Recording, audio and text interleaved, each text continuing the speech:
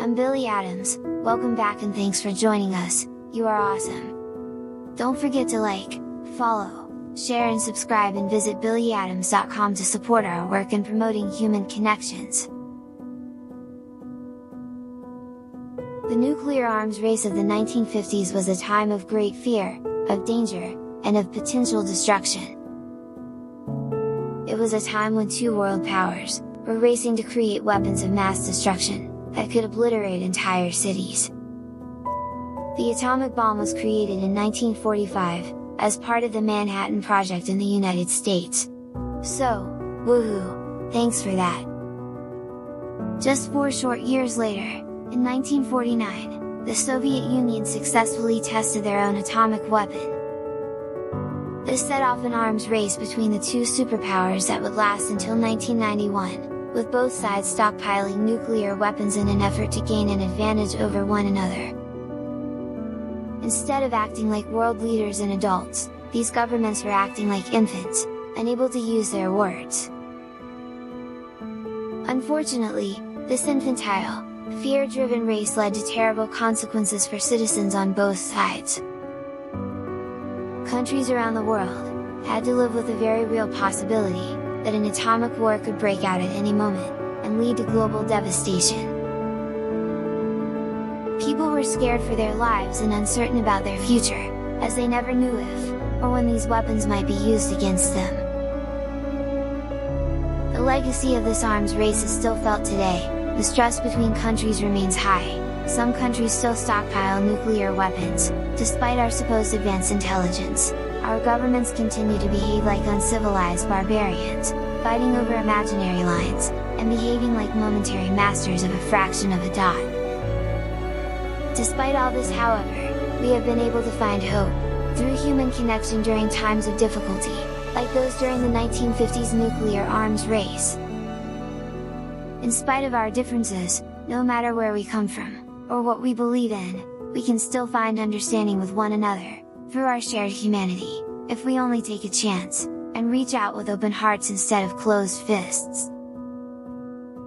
We have seen it happen throughout history, and will continue to do so if we choose love over hate. Nuclear arms are weapons designed to release energy in the form of an explosive blast as a result of nuclear fission, fusion, or a combination of the two. Nuclear weapons were first developed during World War II, when scientists around the world began working on developing atomic bombs. The 1950s marked an era of extreme political tension, between the US and its allies, and the USSR, known as the Cold War. This period saw much development in terms of nuclear arms, as both nations worked feverishly to outdo each other in terms of nuclear capability. During this time, both nations continually increased their stockpiles of nuclear weapons, resulting in a massive buildup of global stockpiles. At its peak in the 1980s, it is estimated that there were over 70,000 nuclear weapons spread across the entire globe, enough to wipe out our tiny little planet many times over. The sheer volume of the stockpile of the arsenal, speaks volumes about the insanity, and delusional fear, of the people governing these nations at the time. The fear created by these massive stockpiles was pervasive throughout society, and many people lived in constant fear that one day these weapons would be used for destruction. Despite this manufactured fear, however, tensions between East and West fortunately, did not devolve into outright conflict during this period, as both sides recognized how catastrophic a nuclear war would be for humanity. As such, they instead used diplomacy to try and keep tensions from escalating further, while simultaneously continuing to build up their arsenals, which I do know, sounds kinda dumb. The threat of nuclear arms is still a very real presence in our world today. Global stockpiles have increased significantly since the 1950s, and there are an estimated 13,400 nuclear weapons still in existence today. This massive stockpile is divided among 9 nations, the United States, Russia, France, China, the United Kingdom, India, Pakistan, Israel, and North Korea. It is estimated that these 9 countries combined possess enough nuclear weapons to cause catastrophic destruction on a global scale. I don't know about you, but I think it would be nice if we had the right in making these decisions, right? I mean, who are these people, building weapons that could kill us all, for absolutely no reason, without our permission, when we just want to love each other? The consequences of such a massive stockpile of nuclear weapons has been numerous. The fear of mutual assured destruction has kept many tensions between nations from escalating into violence, as both sides understand the extreme danger posed by these weapons. On the other hand, this fear has also been used by so-called leaders in government, on all sides, as a form of political control when dealing with other nations.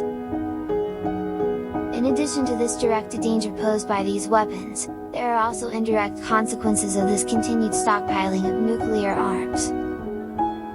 Much of the money spent on developing and maintaining these arsenals could be used for socially beneficial endeavors, such as education and healthcare, yet instead it is being wasted on weaponry that only serves to increase global instability. It is clear that the threat imposed on us all by nuclear arms will remain with us until we can find a way to reduce or eliminate these stockpiles entirely. I dunno, maybe we need to get rid of all these crusty old nervous hate mongers in government and start a fresh approach where we are citizens of the globe first, where we forget about drawing imaginary lines across this little speck of dust, where we stop threatening each other, hating each other, killing each other.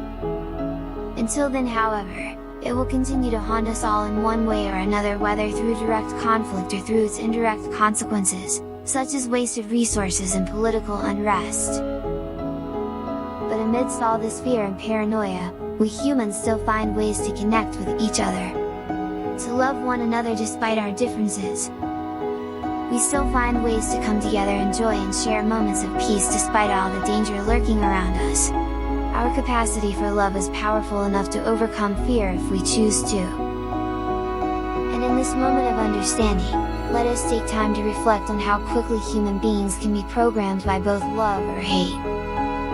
How we can be easily influenced by the powerful forces swirling around us. Only a few individuals get to make decisions that affect us all. The vast majority of citizens in the world just want to live in peace, love and harmony. The fear created by nuclear arms has been pervasive throughout society since their development in World War II. While many amazing and awesome people have come out against the continuing proliferation of nuclear weapons, ultimately, it falls on us all, as citizens of a shared world, to recognize our interconnectedness, and realize that our destinies are linked together, regardless of race or nationality, and imaginary lines drawn on a map cannot break our billions of years of atomic connection. Only then can we move forward from this era of nuclear arms proliferation, towards a world where our differences no longer leave room for war, but instead become bridges between us all towards understanding and cooperation.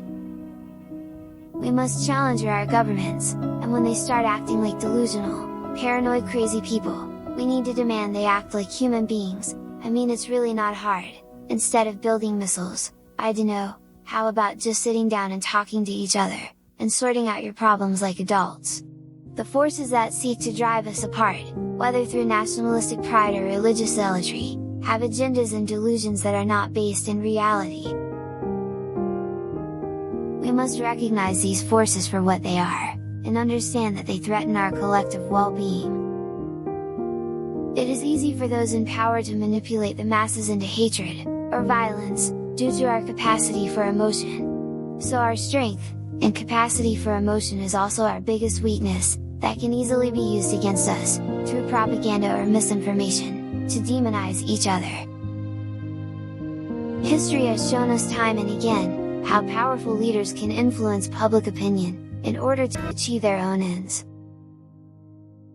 They use fear, and false promises of security, to rally people behind them, while their ultimate goal is often one of domination, rather than peace or love. At the same time, it is also important to remember that we as humans are hardwired for love, a trait we share with all living creatures on this planet. It is this aspect of our nature, that allows us to connect with each other emotionally, and form meaningful relationships despite our differences. For example, during the height of the Cold War, there were countless stories of ordinary citizens, from both sides, taking huge risks in order to help each other out, despite decades of animosity between their respective governments. By setting aside their differences, and focusing on humanity's commonalities, they were able to bring about moments of joy and friendship, when it seemed most impossible. Ultimately, it is up to us as individuals to recognize these connections within ourselves, and strive towards a world where we can put aside our differences, and embrace each other with love instead of fear or hatred. This requires more than just mere tolerance, but rather an understanding that our destinies are linked together regardless of race or nationality, a recognition of our collective humanity which will allow us all to move forward towards a more peaceful future. It's important for us to realize how small our place is in the universe and avoid creating needless conflicts.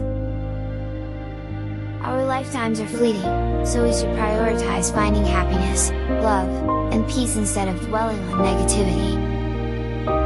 This is Billy Adams saying farewell for now. Remember, you are part of everything and everyone. You are billions of atoms, each atom billions of years old. You are awesome and the universe loves you just the way you are. Please, like, subscribe, share and visit billyadams.com to help me continue to share our messages of love. Bye for now.